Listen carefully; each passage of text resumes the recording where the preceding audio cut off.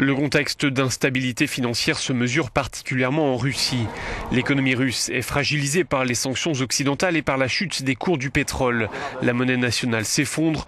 En un an, le rouble a perdu plus de 40% de sa valeur face au dollar.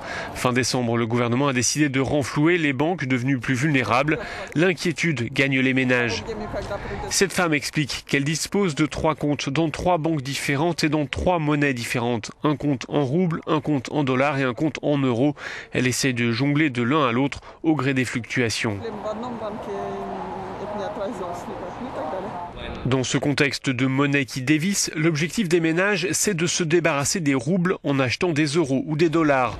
Ceux qui en ont les moyens en profitent pour acheter des biens de luxe, comme ces voitures de marques étrangères, devenues mécaniquement beaucoup plus accessibles.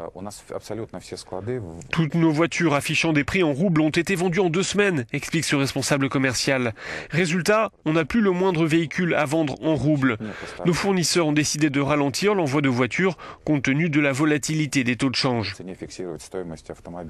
L'effondrement du rouble s'accompagne d'une poussée inflationniste. Les prix ont augmenté de 11% en 2014. Pour les ménages, notamment les plus modestes, cela se traduit par une nette diminution du pouvoir d'achat.